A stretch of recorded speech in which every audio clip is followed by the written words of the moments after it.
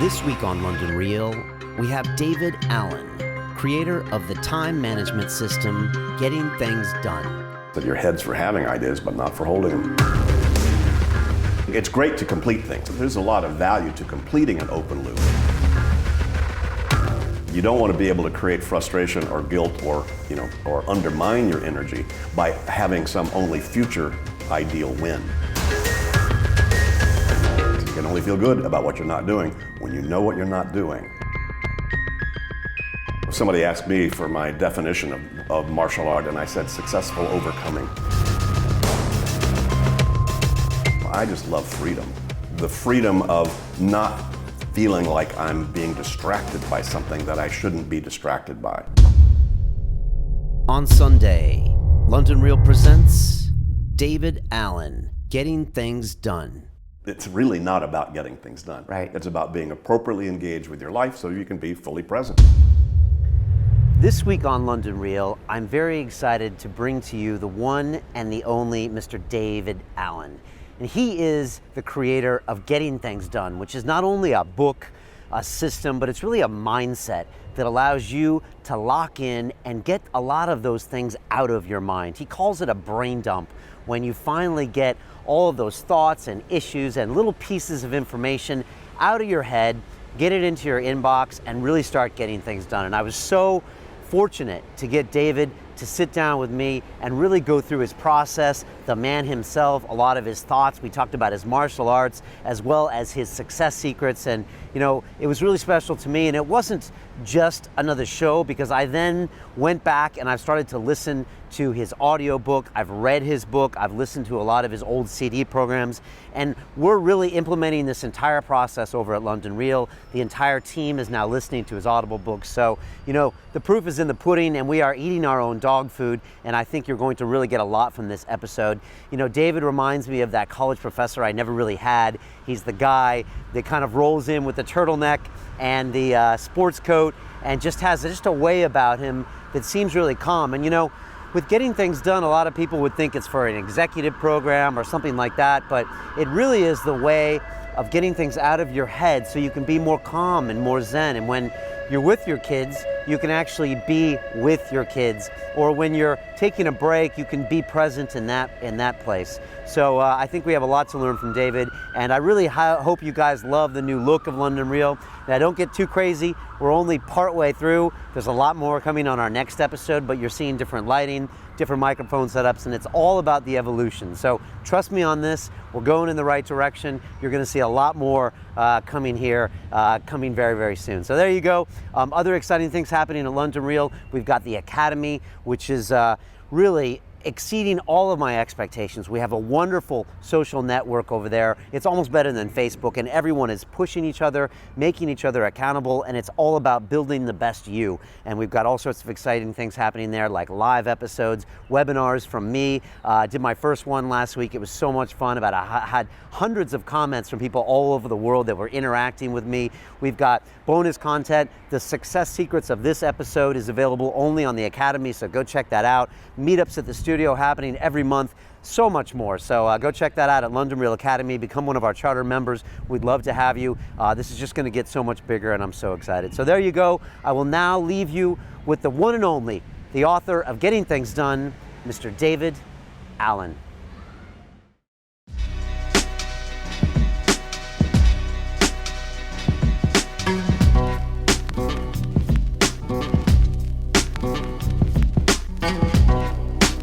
London Real, sponsored by Bulletproof.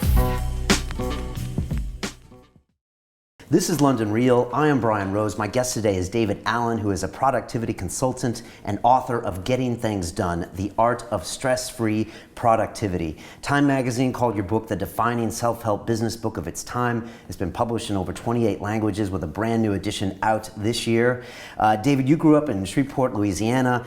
You then went to grad school at UC Berkeley and went on to hold many different jobs. I think you were a magician, a karate teacher, a vitamin distributor, a glassblower, moped salesman, 35 different ones before age 35. You have 2 amazing TED Talks, a global fan base, and our former guest Daniel Pink swears by your methods. Welcome to London Real.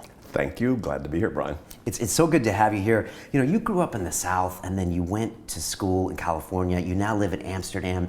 I was curious, what is your relationship with London? Do you remember the first time you came here? What does it make you think about? I love London. Absolutely love London. That was probably our second choice. If we didn't move to Amsterdam, we would have been here. I absolutely love it. It's such a global city.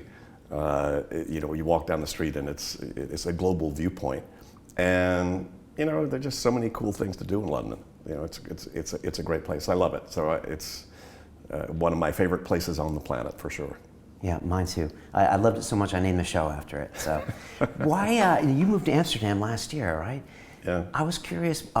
That's a big move to make for a lot of Americans to go over there. I was curious why you made the move and why Amsterdam, and what is it like living in Europe? And you know, there was kind of a perfect storm of several different factors that went into it. Catherine, my wife, and I had been thinking for a while that we sort of wanted to shift gears. We don't have kids, and my company is still in Southern California, a small company, our training, consulting, coaching company there, and have a great CEO who's been there for now 3 or 4 years, so he's handling most of the operational stuff, and frankly, we're, like most people, we've gone pretty virtual as a company anyway. So I have the freedom as long as I'm near an airport, because I go all over the place to do keynotes and do workshops myself now. So we could be anywhere. We fell in love with Amsterdam. We'd been there 2 or 3 times before and just love the city. It's just such a charming place. And so about, you know, I won't make this too long, but we lived in a fabulous house in Ojai, California, kind of a little bit out in the country. We had sort of God's little acre, had a fabulous garden, outdoor fireplace. It was just a stunning place. But it was just kind of starting to fall down. And you know, it was one of those things that the property was so elegant that in order to, if we were going to stick around, we were going to really need to redo it, but we really couldn't afford to really redo it the way we wanted to. We invested in building a little jewel box office building for our company. So we said, you know, let's just put a price on this thing. If nobody was getting, you know, it was the bottom of the market. Nobody probably would ever, you know, show up and do that. But let's put a number on it, just in case. And sure enough, 2 weeks later, somebody walked through and said, "That's exactly what I want." Gave us exactly what we'd asked. We went, "Oh, well, I guess that's a sign." Right. But I wasn't ready to totally unhook from the States then at that point for various reasons.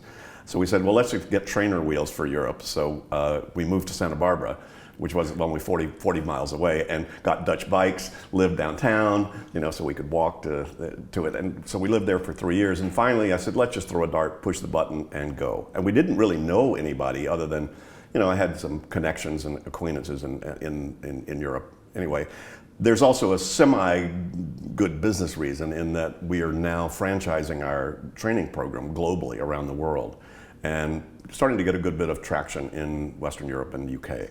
So Amsterdam is, as you know, right, it's an hour and 40 minutes from pretty much anywhere in Europe if you get, you know, hop to the airport and go. And we love San Francisco. We love the style of San Francisco and the size and you know, the nature of it. And Amsterdam, in my viewpoint, is the San Francisco of Europe, where London might be compared to New York. Yeah. Amsterdam, San Francisco. But it's even more village-like and informal than San Francisco is. It's exactly the same size. I didn't realize that, as San Francisco.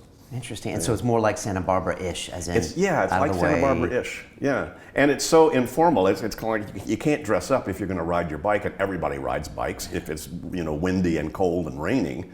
And the Dutch, they just get wet, you know. And so anyway, so that kind of informality, you know, certainly fit with our style too and our DNA. And we just love it. We love the Dutch people. They're just, you know, they're great. And it's got, talk about a global viewpoint. I mean, if you think back to the history of that place, you know, it ruled the world from the first half of the 17th century. And it did it by being so global and international. And that's one of the reasons it's so, you know, such an open place in a way. Right. And the Dutch all travel. They all see the world from that way. That was another reason for us to move. We figured, you know, at our age, I'll turn 70 this year and my wife's 55. We saw people a little older than us getting a little too sedentary, and we thought, you know, if we're going to do this kind of global thing, put my money where my mouth is, because what I teach, I think, is global and really crosses borders. I said, it's time to get rid of the sort of the U.S.-centric viewpoint. You know, that in the U.S., there's just such a myopic viewpoint. Not bad, but there's just, you know, it's a very certain lens that people see the world through there, and it's really nice to be over here.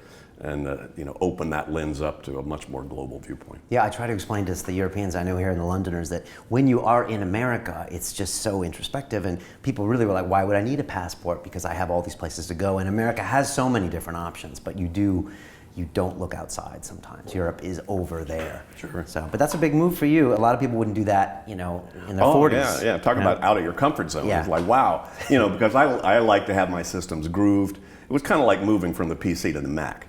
That was tough. Which you did do. Which I did do. And you're glad you did it, right? I'm glad I did it. But, I just needed to find out what everybody was talking about and what all the magic was, and really to test it out to see if that was really true, if it made a difference in terms of productivity.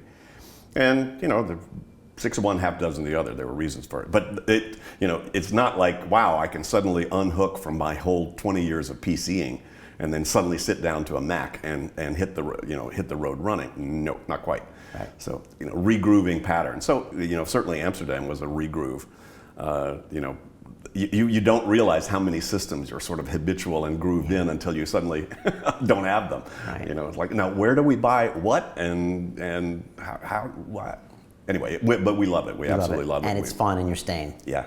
Okay. At least for another year. You get temporary residency for 2 years, and then you have to re-up again. So we don't know. We might unhook and go Kyoto or Stockholm or Milan or whatever. You're actually practicing what you preach there. So, I was watching, I think it was your recent TED Talk in Amsterdam, and you said something at the beginning that really moved me, and I hope you don't mind if I quote it back to you. It's before you started getting into the bunch of the details, and I want to get into some of the details of the art of stress-free productivity. But you said this, and I'll just go ahead and quote you. You said, "I love having clear space inside of myself with absolutely nothing on my mind, which gives me the freedom to be as much as I can be wherever I show up and whatever I'm doing, and also be able to trust that what I'm doing is the best thing to be doing given my intuition and spontaneous judgments. That's a cool state to be in. So I developed some processes that really allow that to happen." And I just said, wow. And I had to play that back a few times. And I don't even think you rehearsed that. What did you mean by that? And is that taking you a long time to get to where you can recognize that sometimes it's great to be in that space? Well, I started to taste that space many years ago, over 30 years ago, especially when I got into the martial arts. As you know, a lot of the high levels of training there is clear your head, right.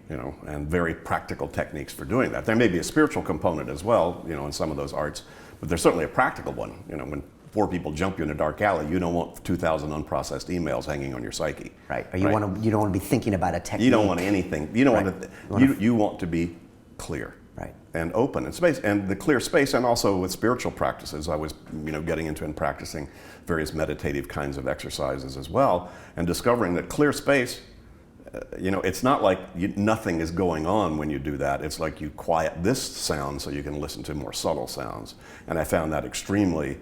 You could call it I wouldn't call it transformational, but it was extremely enlightening to realize that the universe is always on. So which part of the universe do you want to listen to?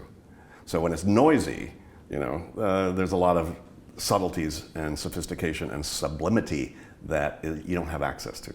So being able to quiet yourself so that you can listen to different sounds or to different frequencies or to different information internally or otherwise is. I tasted that, and I don't know. I just love freedom. Don't fence me in. I'm a freedom kind of guy, and the freedom of not feeling like I'm being distracted by something that I shouldn't be distracted by. So, the freedom thing started to get more subtle as well. So a lot of those things kind of came together, and I found as I got into the professional world, after all my professions, you either become a consultant or flake. So I picked the positive route, hopefully. And I was a really good number 2 guy. I didn't have the vision. I had friends that were entrepreneurs and starting their own businesses, and they had sort of the aspirational drive. And I just needed a job, so I showed up and helped my friends do what they were doing. And I just looked around and said, well, how much easier can you do this? And I found, as I began to uncover some of the techniques for myself personally, as my life got a little bit more complicated or complex in the professional world, I found that clear space started to get unclear pretty easy. You start to make, you take a lot of things on your plate, you start to make commitments, you start to have a lot of would, could, shoulds, need tos, ought tos, and those things started to create static I said, how do I get rid of this? And I had a great friend and mentor, he's been a lifelong friend now, who had uncovered some of these techniques that are now part of what I teach and part of my methodology. And he had me, I thought I had my act pretty well together, but he had me sit down and empty my head and make next action decisions on every one of those things. And I experienced this incredible sense of release and relief and clarity and freedom in just a few minutes. I went, wow, that's pretty amazing.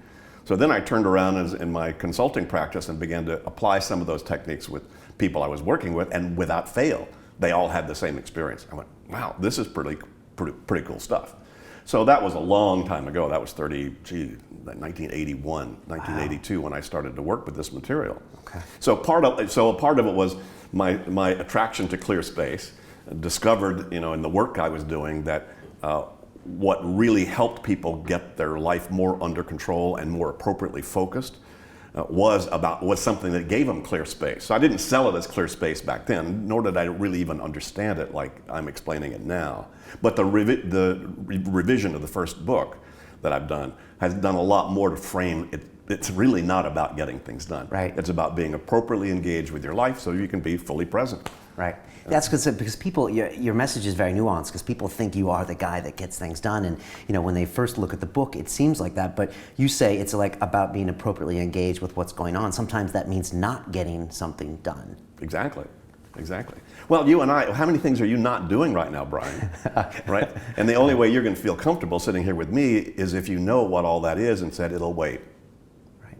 So as one of my famous sayings is, you can only feel good about what you're not doing when you know what you're not doing. And most people don't have a clue. So knowing what you're not doing and then saying, that's okay, having a beer or taking a nap or watching my kids play football or whatever is the most important thing to be doing right now. And when then your choices about how you're engaging with life are coming from a place of trust, not hope.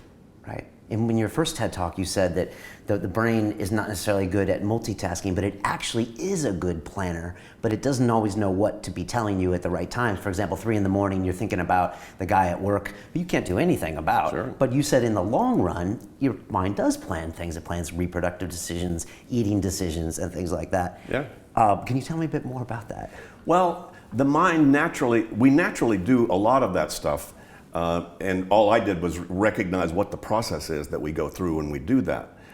It is kind of interesting. I don't know that I have the solid answer to this yet. Why everything I talk about in the book is easy to do. It's stuff we, in a sense, naturally do. You will naturally, plan. The natural planning model is called that because that's how you got dressed. That's how you walk. That's how you talk. You have an outcome. You have a reason to be doing what you're doing. You have a vision of it being complete, and that then generates all the potentially meaningful things you need to consider, and then you sort those and organize them, and then you take an action. So we're doing that all the time, and yet when they don't really apply that same process in much larger or more complex kinds of things in those kinds of ways. So it's really sort of like learning from the smart part of us. Right. So you deconstruct the smart part of us and apply that to those longer, or those other pieces that we don't seem to do the smart things. And in that too, I just did a tweet because I was reminded of it. I was doing another interview that if you need to make action decisions when you're smart, so that when you're dumb, you do smart things. All right? Because see, it's the smart people who really realize you're only smart and inspired in very random moments. So when you're smart and inspired, you want to use that to capture the results of that, and then park the results somewhere where then when you're kind of thick and stupid, which is the majority of the time, you actually do smart stuff that you figured out back when you were smart. Okay, and that makes sense. That does make sense, and that is the concept of getting it out of your head. Exactly. Okay. Exactly. It's the concept of just not losing a potentially valuable idea. And if you want to lose it, stick it in your head. Yeah, it's stuck in there in long-term memory somewhere, but to your point, it'll wake you up at 3 o'clock in the morning when you can't do anything about it. And then you won't have it in your hand when you actually need that information. A big champion of our stuff, Evan Taubenfeld, was Avril Lavigne's guitarist and producer for a while in the early years. He's doing some other stuff in the music business now, but Evan was a huge champion of my methodology. And the way he described it was, he said, David, before GTD, he started 150 songs a year. After GTD, he finished 150 songs a year. Big difference. He also learned that when they were cutting a new album, that the best ideas about a song occurred when they were cutting another song. And so what he did was just fill the studio with whiteboards. So whenever they had any idea about anything that might be a potentially useful riff or something, they stopped what they were doing and they grabbed it right there. So songs were building all along. Right. So they never lost an idea, about anything, and it all got accumulated. So it's not just get stuff out of your head. It's like, don't lose a valuable idea and park it in the right place.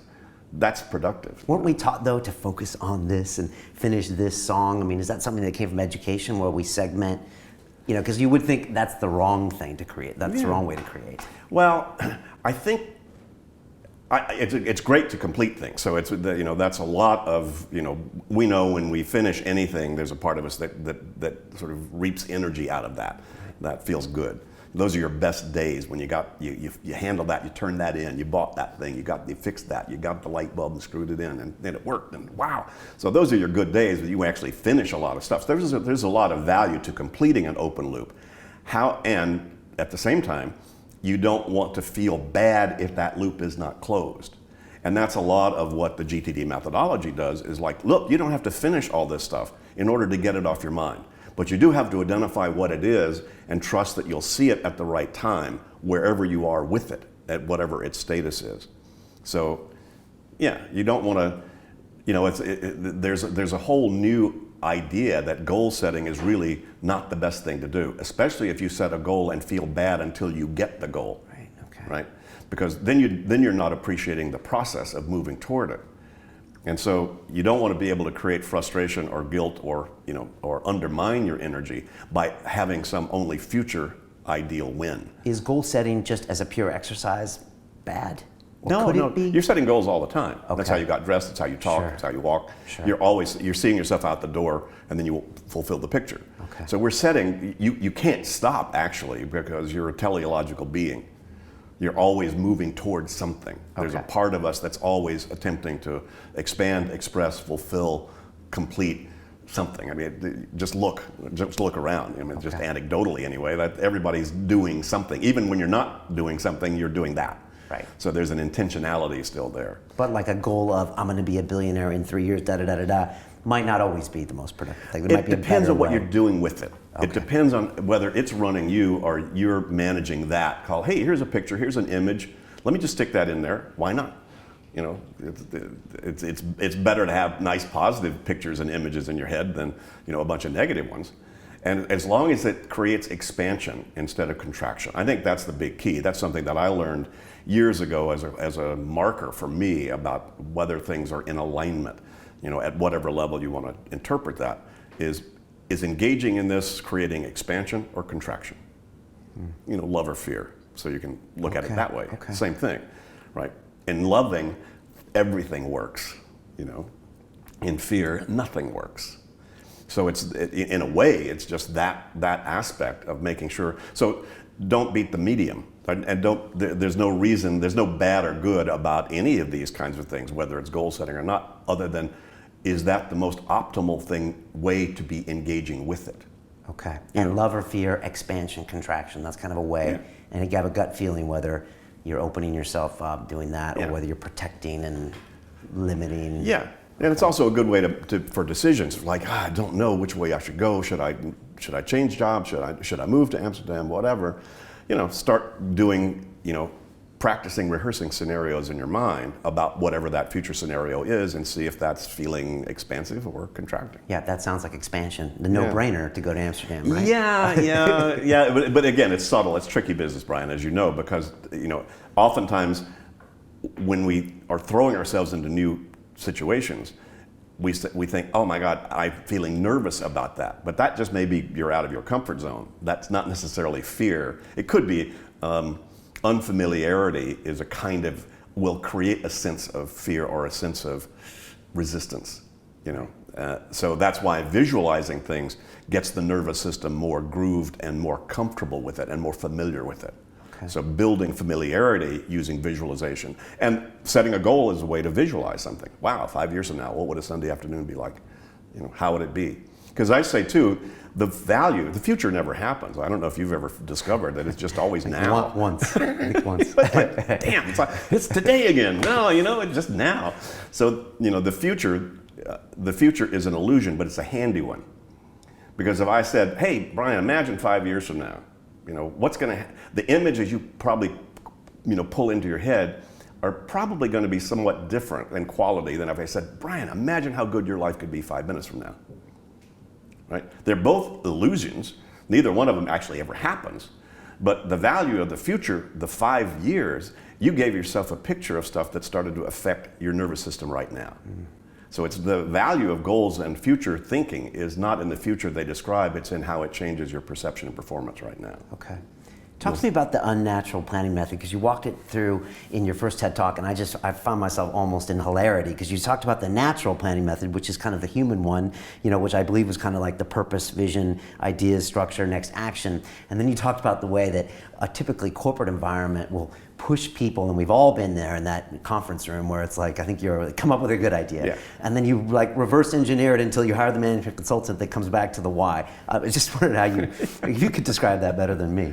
Yeah, well, and I blame Mrs. Williams in the 4th grade.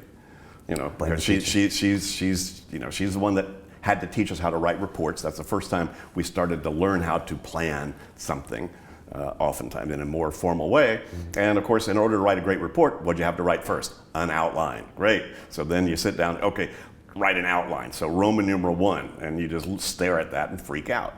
So basically, from the very beginning, most people, when they start to get trained in some way about what planning or organizing is, it start by getting organized. But you don't have the content to get organized yet. So it's actually an unnatural thing to start at phase 3, right? You need to know, hey, let's go create a plan. Well, how about you say, well, why? What's the purpose of what we're trying to do? Because then that will then describe what the vision of success and the final outcome would be. And you have to have that before you can even start brainstorming. And then that's then what you then, actually stage 4 is organizing. Then you start to create a structure around all that. But we were trained, it seems like most cultures, and I haven't tested them all out, but certainly in the US and apparently in the European and the UK cultures as well, a lot of the education is about go get organized, go create a structure, right. Not about how do we really think through. Right. I don't know how many kids are being taught when they write a report to ask, what's the purpose of this report? No. I don't think so. I don't remember it. I mean, if someone had said why and said, well, it's for you to learn about history or to learn more about this author, but it was always like, yeah, do the report. And it feels like with our young children, we don't ever go to the why. It's more do this probably because I did it when I was your age. Yeah, right? probably. Get into that The anymore. sins of the parents. This is, you originally wrote this book in 2001, is that right? It was published in 2001. I started writing it in 98, 99, 2000, yeah. When you put out the brand new edition, some people say there's so many new things these days with all of the iPhone apps to put notes in, with all the social media bombarding us, that kind of thing. But a lot of what you talk about is very, old school as far as getting things clear in your mind. And when you went to rewrite this, what did certain things surprise you that you didn't need to add, and what things did you add to update it? Well, I rewrote the whole book, but basically a lot of it was just transcribing it. What I wanted to do was to make sure somebody picked it up now that would read it would say this is current. If you picked up the first edition, it's all the same methodology. None of that has changed. As I say in 2190, when we land on Jupiter, they still going to need an in-basket, and they're still going to have to make next action decisions about potentially meaningful things. So the methodology itself is timeless. So, and I knew that even when I wrote the first book. But there were just some of the languaging and also some of the subtlety about how I've even deepened my understanding of how powerful this methodology really is, and how universal and lifelong and what a lifestyle art and craft it is. So there's a bit more, as I was retranscribing it, I was listening as I was writing it to, would I say that way now? And a lot of it, I said no. Actually, it was the first time I reread the whole book was when I rewrote it. I was about to say, how was it like looking over something you worked on, almost 20 years ago? Did it embarrass you? Did it make you proud? Did it show you how much you evolved as a person? All of that. All the above, actually. When I wrote, it was a labor of love, and it was my 25 years of work. And it really took me 25 years to realize what I'd realized, and that it was unique, and that it was bulletproof, and that nobody could punch a hole in it, and tested in some of the most sophisticated, demanding professional environments and people that you can imagine, and it went viral in those environments. So I said, okay, I guess I now have enough courage, because I'm not a ta-da kind of guy. I'm not the kind of guy that let me just go put it out there and hope it works. I had to really trust that this was very real. So I had that confidence when I wrote it, but I was a bit self-conscious when I wrote it, because I still had a very small network of people who knew my work, and I was going to put my life work in a book out there that Viking Penguin, was going to publish. It's like, oh my God. So there was a little bit of a stiltedness and a stiffness. Some people who've read the new version said, gee, David, it's more informal, it's an easier read, Yeah. it's more relaxed, there's more self-confidence in there. Okay. Yeah, it is nice and informal, because I expected something, but you have a kind of you're just talking to me in real words about how we do these things. Yeah. And it kind of... And part of it was even making it more evergreen. I mean, we did a lot of work on the first edition to make it as evergreen as possible, meaning not get dated, because we were using business buzzwords or concept du jour or whatever. So we really did a pretty good job of that. And even right now, if you picked up the first edition, and people are still buying it until last week and still going, wow, this changed my life, this is fabulous stuff. So it would still work. But again, there's some silly, simple little things like VCR, I think, is in the first edition. A lot of people, people under 30 going, what's a VCR, Yeah. And also I focus, it's interesting, because one of the changes obviously that's happened in the last 15 years is all the digital world, and always on, always connected, 24/7 stuff. And people said, I had one person sort of the critique of it. He said, well, gee, David kind of chickened out, and he actually unhooked from talking a lot about the technology. They wanted the next new thing, that I uncovered that's going to change their life. And actually what I did was unhook a good bit of mentioning of the technology, simply because anything you mention is going to be out of date in a week anyway. It's moving so fast. And then people focus on the technology and the tool as opposed to the methodology itself. Right. So you need to understand the methodology, and then you can make any of the tools, the ones we haven't even seen yet that are coming down the pike, next week and next year. You'll be able to then utilize those on steroids once you understand the methodology. So understanding the methodology was much more key. So I unhooked, even in the first book, I talked about the Palm Pilot, I talked about Microsoft Outlook, I mentioned Lotus Notes and other things like that. And we all know Palm Pilot is too bad, right. In the graveyard now, because it was the best, yeah. the best list manager. I had one of the first around. Mobile ones in '99, I think, or no, 2000, where it would have a little antenna and it would sync. Oh, Hawken was great, and the graffiti that he did was just, and the form factor, so cool. Right. Anyway. And does this ultra-connected world change things at all when it comes to the GTD methodology? It doesn't change the methodology. Right. It reinforces the need for it, because it's very easy to let all that technology and always-on stuff distract you. Right. So you better be really clear about what you're doing, and then know what to do with all that data as it's coming at you.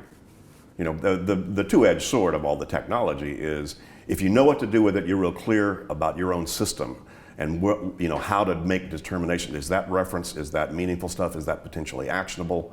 Those executive decisions, which are part of the GTD methodology, that you can't just rearrange data. You actually need to put your human consciousness on the input that you're letting into your life, and decide what input do you want to let into your life, and then make the decisions about what it means. If you're not, then all of that stuff just makes it crazier.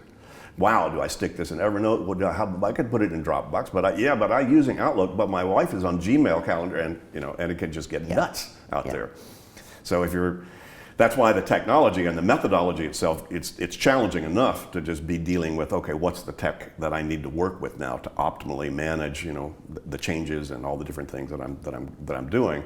Trying to learn them both is almost impossible. And we have a few questions from our audience on YouTube, and one of them asks a bit about what you're talking about, so I want to get to that. By the way, if you're watching this now, if you tweet out the best quote from this episode, then we're sending out 5 free books out to you anywhere in the world, so just keep that in mind and jump on Twitter, as long as it doesn't mess up your GTD methodology today. I want to get to some of these questions. You said that the art of stress-free productivity is a martial art, and I just wanted to get a little bit of your feelings on your first TED Talk. You threw out a pretty mean-looking karate punch. coach, and I just know you had a history of kind of martial art. What did you mean by that? And you talked about quieting the mind. Well, one of the things I've understood now is this whole getting things done methodology is not a single transactional event. It's really a lifelong lifestyle art and craft about how do you manage the flow of life's work. Because your life is going to change, your work is going to change, but understanding the art of it, no matter what it is, no matter what its contents are, no matter what changes are on you, if you know how to then calibrate those changes, calibrate new input, reset, sort of the Control-Alt-Delete, but now I know how to, appropriately frame, where I'm going today and where I'm going tomorrow and how things are handled. That is a martial art, and it's a martial art as opposed to just an art form, because martial has a lot to do with overcoming things coming at you. Right? So if somebody asked me for my definition of martial art, and I said successful overcoming. And that's different. Yeah, sure, a ballet dancer is going to need to overcome their own limitations, and and everybody's going to need to overcome and whatever. But the martial aspect of it is like, wow, here's an unexpected thing. How do I deal with that? Right? And so that's why my second book, the compilation of my essays, was called Ready for Anything.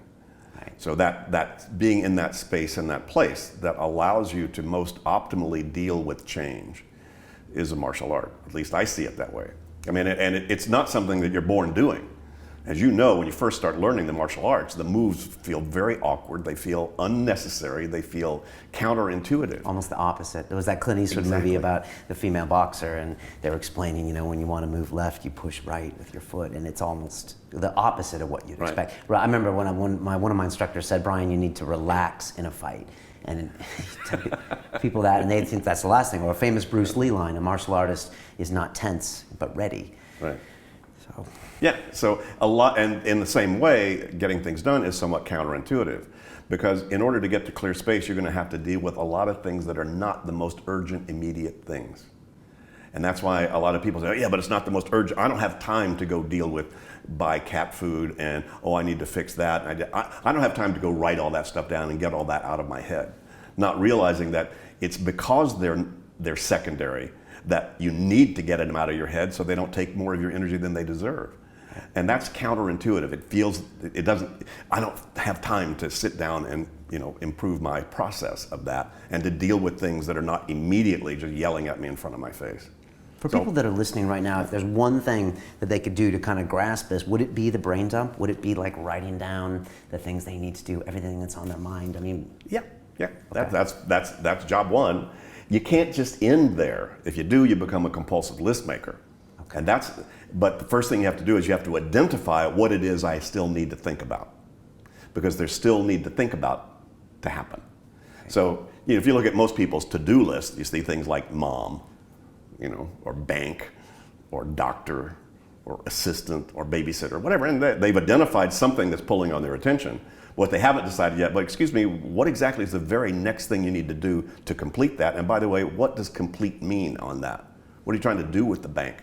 What are you trying to do with the doctor? What are you trying to do about a babysitter, right? So identifying outcomes and clarifying and deciding what's the very next allocation of resource, i.e. next action I need to do, those do not happen by themselves. And if you haven't made those decisions about things, even if you've written them down, then you don't want to look at them. Right?